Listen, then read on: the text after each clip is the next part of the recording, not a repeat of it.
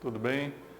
Para mim é uma honra estar aqui de volta nesse processo do programa de envelhecimento ativo aqui da Santa Casa Misericórdia.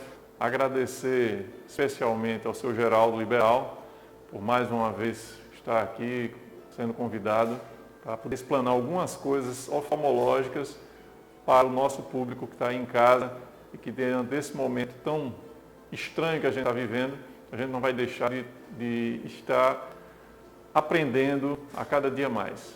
É uma honra, um grande prazer estar aqui de volta com vocês. Bom, hoje nós vamos falar sobre os aspectos oftalmológicos na senilidade. O que eu devo saber?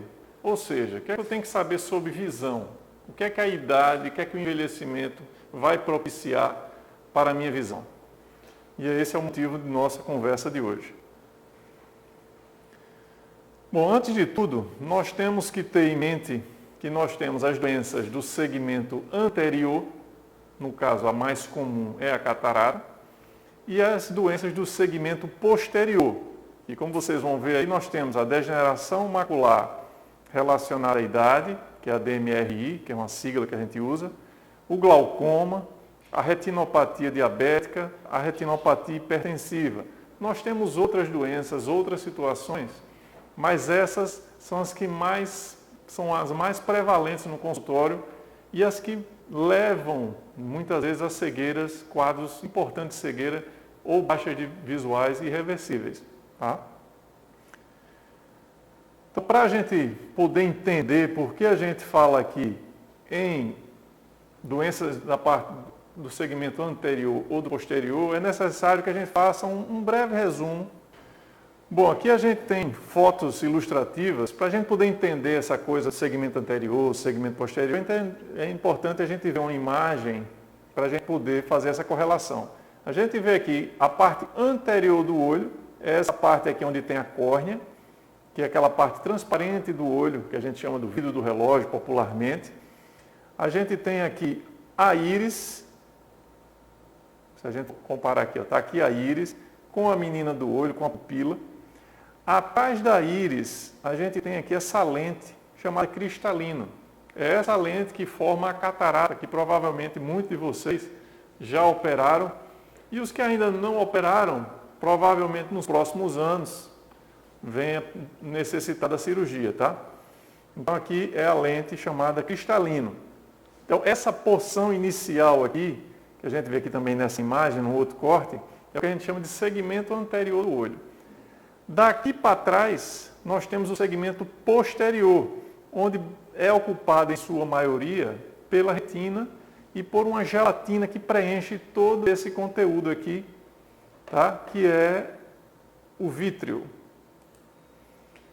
A catarata, como eu falei da questão da lente, que está atrás da menina do olho, é o processo normal de envelhecimento do cristalino.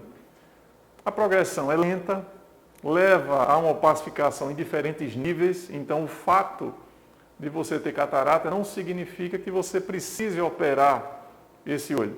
Muitas vezes, com a correção óptica, com o óculos, com a lente de contato, a visão ela fica bem restabelecida, fazendo com que você não precise operar nesses casos. Mas chega um nível onde a necessidade aumenta e esses recursos eles não conseguem corrigir a sua visão. Então é a hora realmente de se submeter à cirurgia, onde no lugar desse cristalino envelhecido, a gente vê aqui uma catarata mais evidente, ó, fica essa pupila branca, né? É um sinal que a gente chama de leucocoria. É um caso que a gente vê que tem uma catarata e nesse caso o paciente enxerga muito pouco e realmente precisa se submeter. Lembrando que não precisa chegar num nível desse para você submeter à cirurgia. Muitas vezes com níveis menores e com visões pouco melhores, muitas vezes o benefício da cirurgia é inegável e vale a pena você fazer, tá? A principal causa de cegueira reversível. Então, o paciente que ele cega por conta de catarata, se ele não tiver nenhuma outra alteração, como a gente falou, na parte posterior do olho, na retina, que ele não tem um glaucoma avançado em nada, ou não tem uma diabetes que esteja afetando o fundo do olho, ele vai conseguir restabelecer a visão de maneira plena, praticamente. Então, é a principal causa de cegueira reversível no mundo, tá? Aqui a gente vê vários níveis, você vê que tem essa catarata aqui que fica branca, né? Essa aqui já é uma catarata mais amarronzada, realmente também bem avançada, e isso faz realmente que a visão fique muito ruim. Aqui mostra o cristalino e aqui mostra no interior do cristalino as opacidades que levam à catarata, que podem ser pontuais, pequenas, e podem ser densas, difusas, que vão levar a essa baixa de visão. Sintomas da catarata: a baixa da acuidade visual, a dificuldade, muitas vezes, você vai dirigir, dificuldade com luminosidade, tem alguns tipos de catarata que levam não só a baixa de visão, mas a luminosidade incomoda muito a esses pacientes. Mas a principal é a baixa de visão, a inicial, né? Aqui está o tratamento da catarata, que no caso é a cirurgia de facoemulsificação, né? Você aspira esse conteúdo aqui dentro do olho e no lugar você coloca uma lente intraocular, né? É uma lente artificial, ela vem dobradinha, tá? E por uma incisão de 2,5 milímetros, você consegue fazer a cirurgia, aspirar aquele conteúdo envelhecido e injetar a lente ali dentro do olho. E aqui o resultado final, uns meios ópticos livres, para que a imagem entre dentro do olho e vá focar lá no fundo do olho. Aqui são exemplos de consultório de cataratas, né? Você vai ver aqui a densidade. Eu estou pegando a catarata, o cristalino, meio de lado aqui, para mostrar para você. Aqui, relembrando a anatomia, essa luz aqui, ela corresponde à córnea, tá? Ó, aqui a córnea, aqui atrás a íris, e aqui eu faço um corte do cristalino. Ó. Eu estou fazendo um corte do cristalino e eu consigo ver no interior do cristalino como é que está a densidade.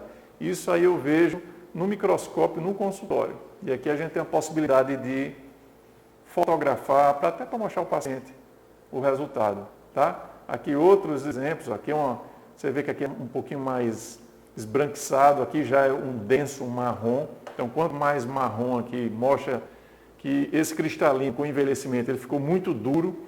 Então, cataratas desse nível a gente tem que tentar evitar, porque o trabalho cirúrgico, a recuperação pós-cirúrgica, geralmente é um pouquinho mais demorada do que você pegar uma catarata, por exemplo, numa densidade dessa aqui. Tá? Para ver que tem vários tipos de catarata, olha só essa catarata aqui, ó, essa paciente jovem, que na realidade já nasceu com essa catarata. É o que a gente chama de catarata congênita, mas como não é objeto aqui da nossa aula, que é a catarata senil, a gente não vai falar sobre ela. Mas é um caso aqui bem interessante, que é uma pacificação bem diferente, bem localizada do cristalino e que causa baixa de visão aqui. Você tem que operar esse tipo de paciente também. Aqui, ó, a lente já implantada dentro do olho, você vê que os meios são livres. Esse reflexo laranja que a gente vê no fundo do olho é um reflexo normal da retina. Então a luz vai até o fundo do olho, você examinando, ele volta e aqui você percebe esse reflexo, esse clarão aqui de um paciente que já foi operado e teve uma lente implantada. Lembrando que não se tira essa lente. Situações raríssimas. Muitas vezes o paciente pergunta, doutor, e essa lente eu tiro, eu vou precisar tirar? Não. A única coisa que você pode vir a precisar depois fazer é uma limpeza.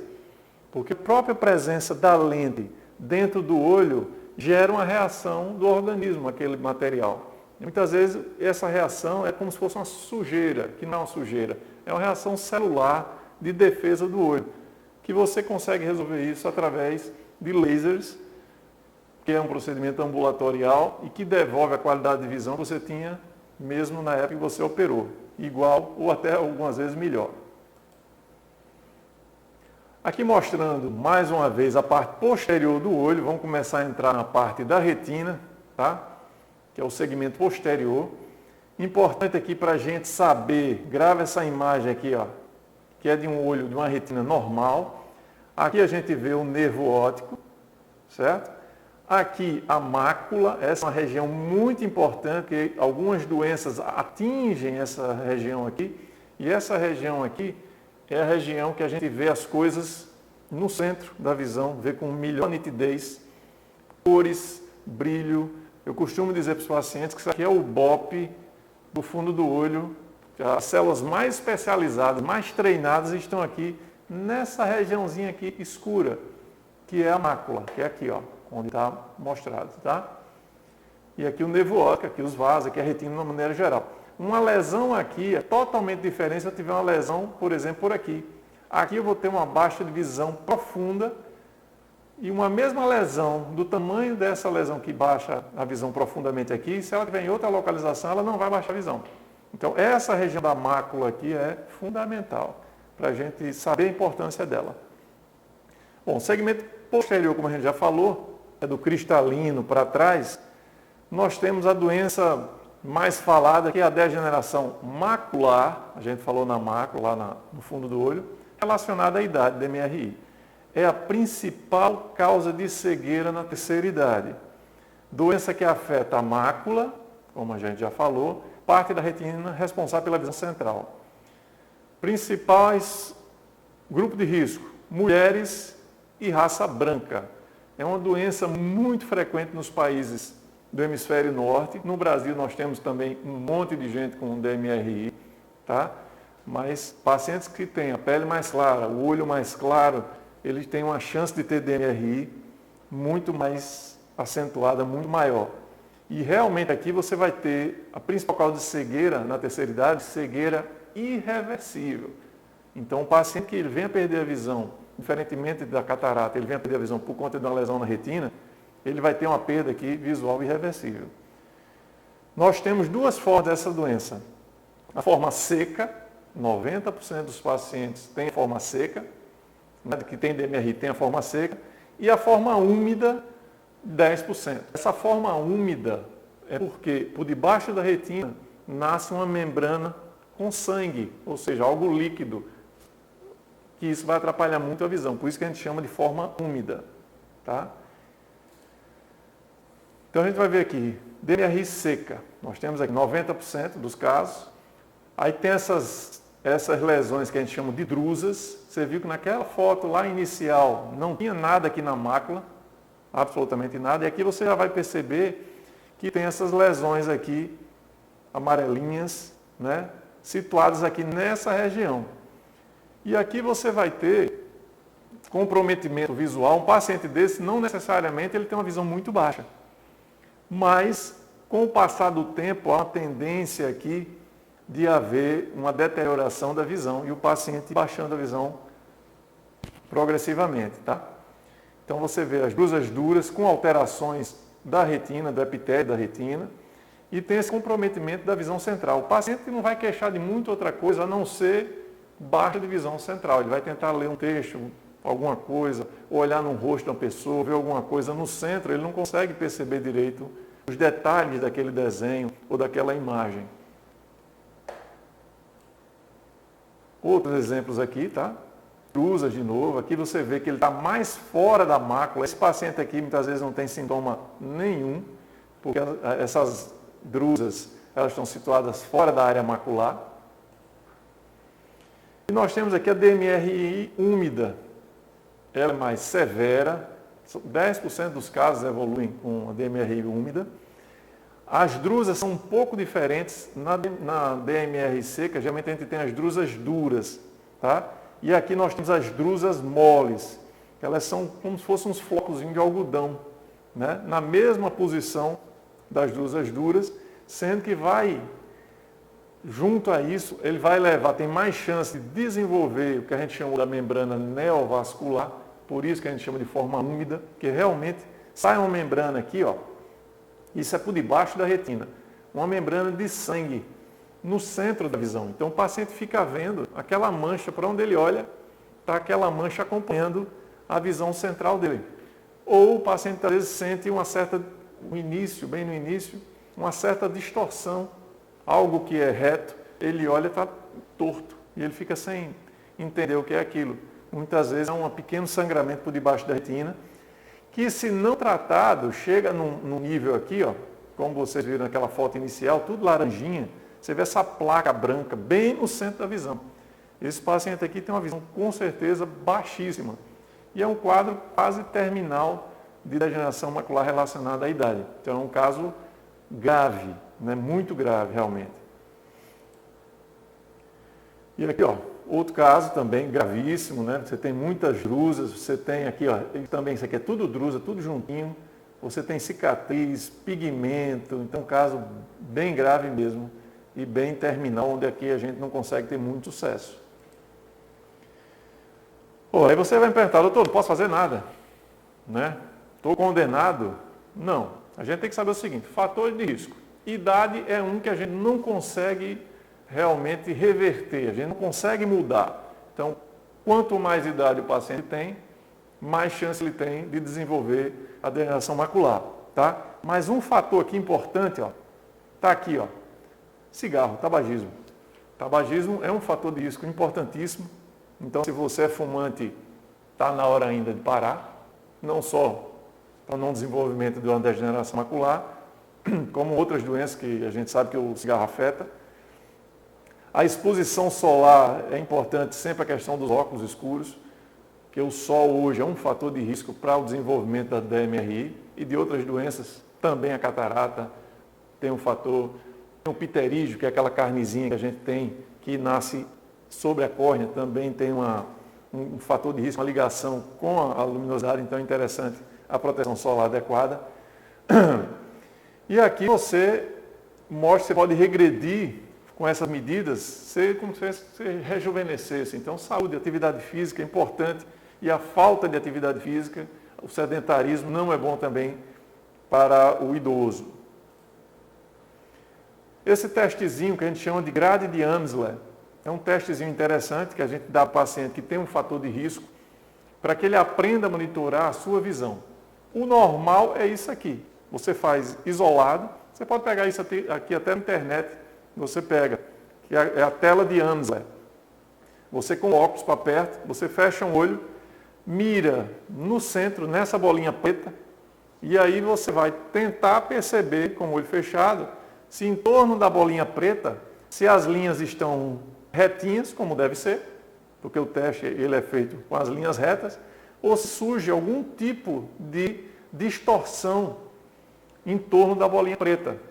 Isso a gente chama de metamorfopsia, é uma deformidade visual. Então, muitas vezes o paciente chega, não tem baixa de visão, mas ele tem uma metamorfopsia, chega lá reclamando, doutor, as coisas estão meio tortas. Isso é um sinal muito sugestivo de que tem uma alteração na mácula, tá? Isso é um teste simples que você pode fazer em casa, monitorar. Tem uns pacientes que têm um grupo de risco, ou tem uma chance, tem muita drusa, a gente sempre orienta ele a fazer essa grade de Amsler, né? A tela de Amsler. Está aqui ela projetada sobre a retina. Olha a diferença aqui, é uma retina normal para as alteradas que a gente viu há pouco. E a tela de Amsler, ela se projeta na retina assim, nessa extensão todinha. Então, o paciente, se ele tiver alguma alteração em determinadas regiões, principalmente aqui, ó, nesse centro, o paciente vai conseguir, ele desenhando ali, ele vai conseguir informar até para o médico trazer exatamente do que ele está vendo na imagem. Aqui, ó, os sintomas de uma DMRI, ele tem uma metamorfopsia, ele vai ver assim mesmo, ondulado, torto, né? Ele não consegue ver um texto normal, ele vai ver, ele consegue ver dessa forma assim. Isso atrapalha muito a qualidade de vida do paciente. Aqui uma imagem teórica, né, de uma imagem como um paciente que tem uma lesão central. Isso vale para DMRI, mas também para outras doenças retinianas, onde o centro da visão ele é atingido. Então você tem aqui uma imagem normal, do paciente que está vendo que não tem nenhum tipo de doença, nenhuma alteração retiniana, e aqui a gente tem um paciente com uma lesão central. Você vai ver depois mais na frente que a gente tem as lesões do glaucoma. O glaucoma ele dá um tipo de alteração visual diferente dessa aqui, que não é tão central, só sendo central no final do estágio final do glaucoma. Bom, diagnóstico, tratamento, né? Diagnóstico precoce das alterações retinianas, tá? A gente tem a questão de alimentação, então a gente tem a nossa farmácia em casa, né? Tem vários tipos de alimentos que vão levar substâncias que são importantes para a retina. Então aqui a gente tem luteína, zeaxantina, você tem o beta-caroteno, vitamina C, vitamina E, selênio, zinco. Então são substâncias que você tem na alimentação no dia a dia e pode ser necessário naqueles pacientes que têm um fator de risco muito elevado, que já tem desenvolvido alguma alteração grave no olho e no outro olho não tem nada, você fazer suplementação com alguns comprimidos bem concentrados dessas substâncias. E nós vamos falar aqui dos antiangiogênicos. Até umas 2 décadas atrás, você ter DMRI úmida era quase sinônimo de cegueira. E com a chegada aí dos antiangiogênicos, são drogas que evitam a formação dessa membrana sanguínea que eu falei no início, a gente tem tido excelentes resultados e muitas vezes os pacientes não evoluem para os casos mais graves ou estabilizam realmente seu caso. E em algumas vezes até melhoram a visão, mesmo que ele tenha perdido já alguma linha de visão que ele não consiga enxergar, muitas vezes o paciente surpreende com a melhora da sua visão.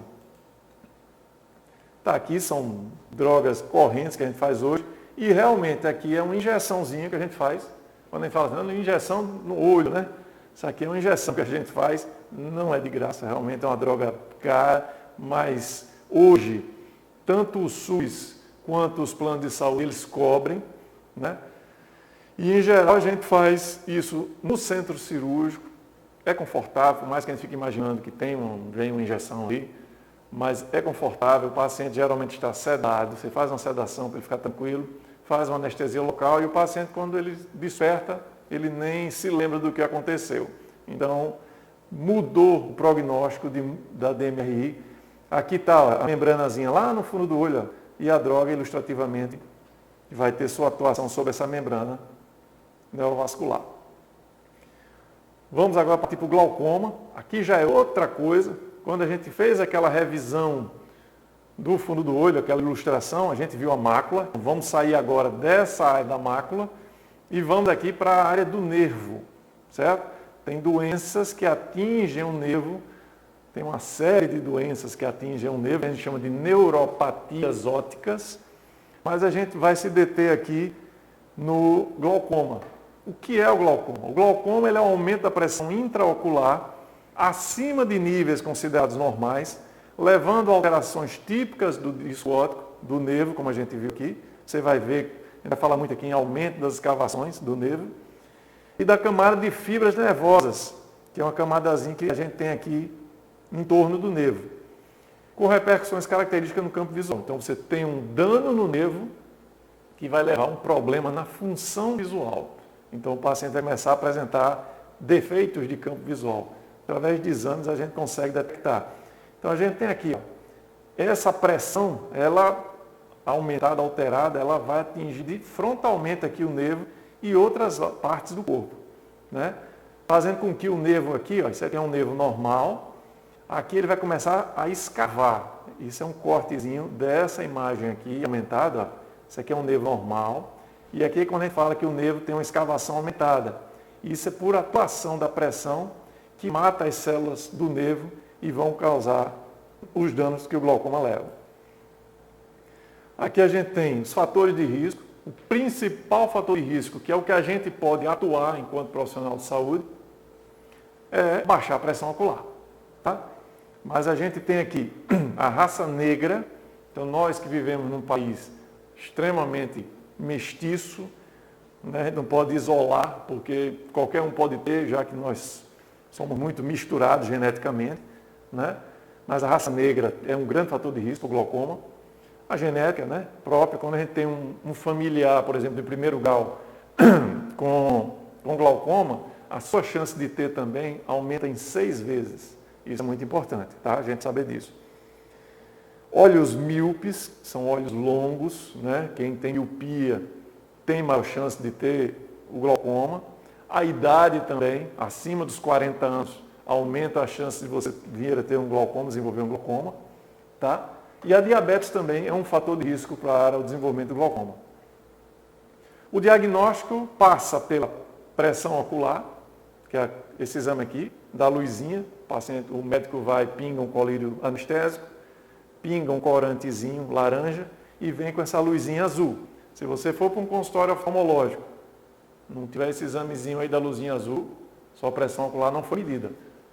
Tá? Então é importante que você esteja atento e peça ao seu médico para que seja feita a medição da pressão ocular. Isso a gente faz de rotina, não precisa nem pedir. Mas, caso não tenha havido a possibilidade, é interessante questionar para saber como é que está a pressão. E no fundo do olho a gente vê isso, ó. O nervo, isso é um nervo normal, e aqui, ó, que a gente chama de escavação, aquilo que eu falei. Né? O nervo ele vai sendo consumido por conta da pressão ocular, ele vai sofrendo alterações e vai escavando, né? E isso vai ter uma série de repercussões. Aqui são exemplos, ó. Isso é um nervo normal. Aqui, ó, essa área é o que a gente chama de escavação. Então, quanto maior essa escavação, mais chama a atenção a gente do glaucoma. Agora, é importante saber que muitas vezes a pessoa tem uma escavação dessa e é plenamente normal, não tem glaucoma. Tem pessoas que nascem com essa escavação aumentada, que a gente chama de escavação aumentada fisiológica. Esse paciente não tem glaucoma, mas a gente tem que prestar bem atenção nele. Outros casos aqui, ó, aqui você vê, há uma diferença de escavação entre um olho e outro. Isso chama atenção quando a gente faz um fundo de olho do paciente. É muito sugestivo, é muito suspeito de você pegar um paciente que tenha uma certa assimetria, né, dessas escavações. Outro caso aqui de glaucoma, você vai perceber que embaixo desse vaso aqui tem uma área mais escura, tá? Essa região aqui é o que a gente chama de camada de fibras nervosas da retina. Quando essa escavação começa a aumentar, essa camada de fibra nervosa, ela começa a ficar mais rarefeita. Então dá esse aspecto escuro aqui no fundo do olho. Tá? Isso é um sinal muito característico de quem está tendo perda de fibra nervosa por conta da pressão ocular. Tá? Muitas vezes isso não dá sintoma nenhum. Então por isso que é importante, anualmente, fazer o exame oftalmológico para que o oftalmologista possa detectar isso e tomar as devidas providências. Olha aqui, escavação aumentada, aquela área escura que eu falei, ó, que é um sinal muito característico de glaucoma. Esse paciente tem nos dois olhos, né? É um caso aqui de glaucoma franco, pedindo socorro. Consequências, está aí, ó, como a gente falou, no paciente com alteração na mácula, como a gente viu anteriormente, a alteração visual é no centro da visão. No glaucoma, você vai ver os estágios aqui, ó, paciente com visão normal, paciente com uma visão inicialmente, um glaucoma inicial, um glaucoma avançado e aqui um bem avançado. Então é como se o campo de visão do paciente ele fosse fazendo isso aqui, ó. Chega um momento final é quando fecha. Na retina, na alteração de retina é o contrário. Você tem a lesão ali no centro e muitas vezes é o contrário, começa do centro para fora. No glaucoma é o contrário, você começa a ter alteração visual de campo que muitas vezes o paciente não percebe. E muitas vezes um paciente num glaucoma extremo como esse aqui, ele faz um teste de visão em qualquer canto aí, que não sei com o médico, e muitas vezes é aprovado se ele não for bem examinado. Daí a importância de você ser consultado por um médico oftalmologista, porque a gente vai conseguir dar diagnósticos que só nós somos capazes de dar, dado a complexidade de alterações que aparecem nesses exames, tá? Então, outro examezinho aqui, ó, visão normal, e aqui, ó, o campo de visão do paciente ficando restrito por conta do glaucoma, aqui também mostrando o dano glaucomatoso, tá? Olha outro exemplo aqui. Tratamento do glaucoma. Tá aí, colírio, laser, cirurgia, né? E cada vez mais as drogas estão evoluindo muito, os lasers estão evoluindo muito, bem como as cirurgias. Hoje a gente tem cirurgias minimamente invasivas, que a gente praticamente nem abre o olho para poder fazer essa cirurgia, tá? A maioria dos casos se resolve com colírio. Alguns outros vão para laser e uma pequena porcentagem pode ter necessidade de fazer a cirurgia do glaucoma, tá? Mas sempre a gente começa, na maioria esmagadora dos casos, com o uso de drogas tópicas, né, com os colírios.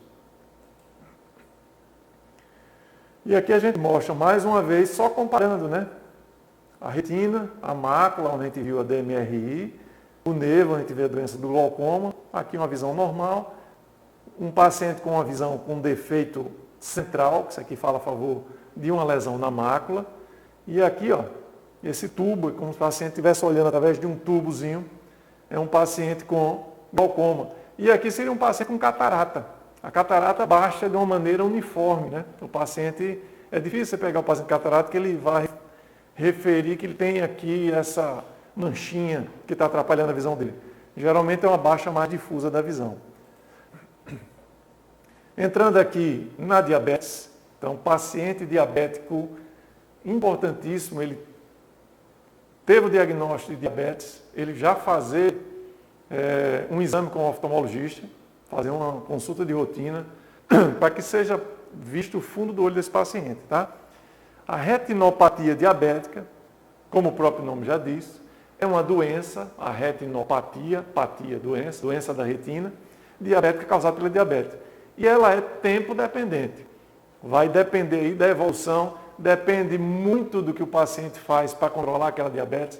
Então, paciente cabeçudo, paciente que não faz o acompanhamento, que não faz dieta, que não tem atividade física regular, ele tem uma chance de desenvolver retinopatia diabética com muito maior frequência e intensidade do que um paciente que faz o contrário, que se cuida, que frequenta o médico oftalmologista, que faz atividade física, tem sua dieta regular. Esses pacientes não vão ter as alterações que os primeiros virão a ter. A maior prevalência, aqui que a gente vê, de diabetes insulino dependentes, né, do que os não insulino dependentes. Maior causa de cegueira entre 20 e 65 anos de idade. É uma doença que você atinge todas as faixas etárias e hoje cada vez mais precocemente a gente tem detectado os pacientes com diabetes.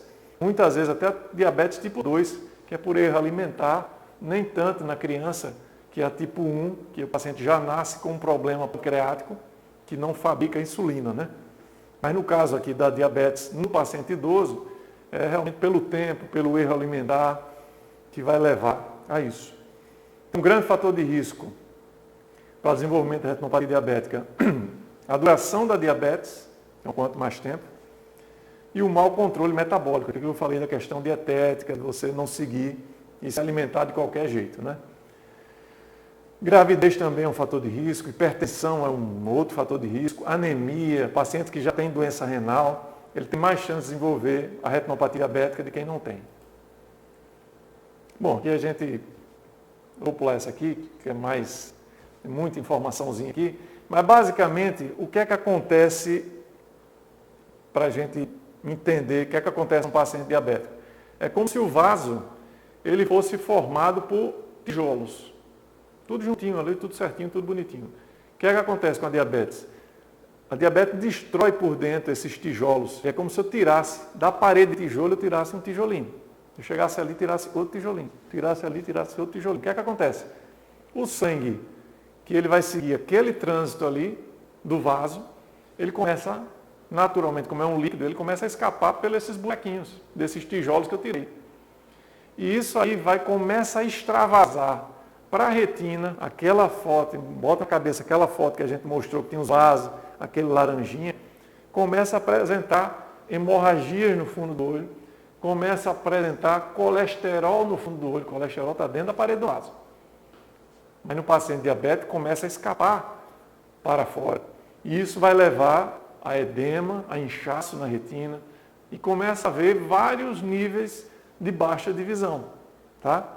Então, aqui de maneira sumária, foi isso que eu expliquei. Ó. Colesterol fora, né? Tem uma série de alterações que vão levar à baixa de visão. E aquilo que eu acabei de falar. O que é que você vai identificar aqui? Ó? Vermelho, aqui é sangue. Sangue. Você tem os vasos aqui. Ó. Eles são vasos normais. Mas os vasos começam a se deteriorar e começa a sair. Vai sair da parede do vaso, os tijolinhos, né? As células vão sendo destruídas e começa a sair, ó, sangue.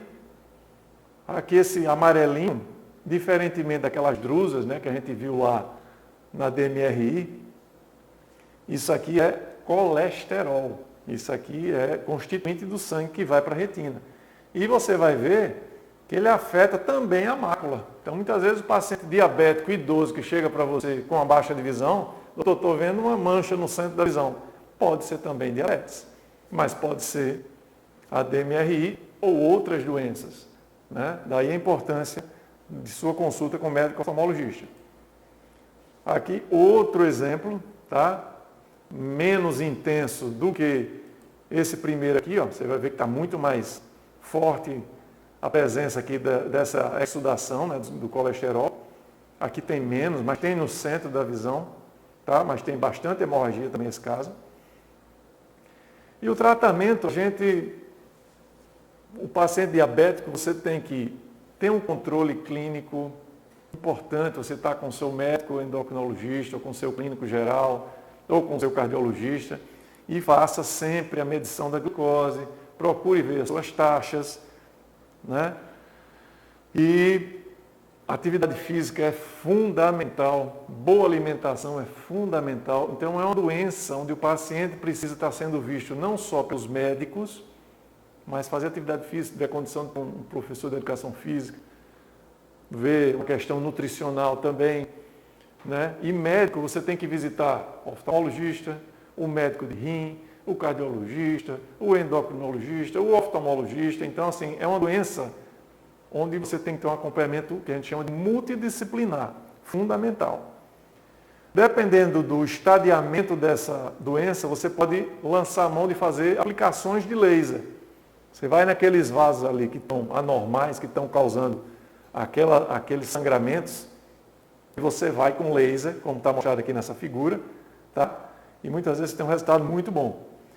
E pode chegar aqui também ao uso, que a gente usa também, os antiangiogênicos que a gente usa lá na degeneração macular, a gente também tem aqui, pode utilizar aqui no paciente diabético. E em casos muito extremos, de grandes hemorragias, não essas hemorragias na retina, mas dentro do olho todo, muitas vezes tem grandes hemorragias, descolamentos na retina, você precisa fazer uma cirurgia chamada vitrectomia. Está aqui mais uma injeção, sendo que isso aqui é bem comum a gente utilizar no paciente diabético, que a gente chama de o polímero de dexametasona. Então isso aqui é muito pequenininho, isso é corticoide que você injeta dentro do olho e ele vai liberando ao longo dos meses a substância que vai desinchar essa retina, vai diminuir aquelas hemorragias que a gente viu e a presença do colesterol. Então você vai ver que ele é pequenininho, está aqui na ponta do dedo, ó. É muito pequenininho, o aplicador dele é do tamanho de uma caneta, né? Então você vai lá, paciente sedado, com anestesia local, e você implanta isso. E por último aqui, eu vou tratar também de um tema importante, que é a retinopatia hipertensiva. Tá? Então é a doença da retina devido à hipertensão arterial, pressão alta. Então você vai ter até alterações que são bem similares às alterações da retina. Você vai ter também aqui exudatos, você vai ter hemorragias, mas você vai pegar um paciente desse, ele não tem um diagnóstico de diabetes. Você é diabetes? Não tem diabetes não. Medir lá a glicose normal. E com um quadro hemorrágico desse, a outra opção é um paciente hipertenso. Isso aí é o efeito da pressão arterial nos vasos. É importante a gente pegar tanto a retinopatia diabética quanto a hipertensiva, a gente vê um fundo de olho, porque através do fundo do olho de um paciente desse, a gente vai poder estadiar, ou seja, medir mais ou menos, ou inferir de como está a situação clínica do paciente.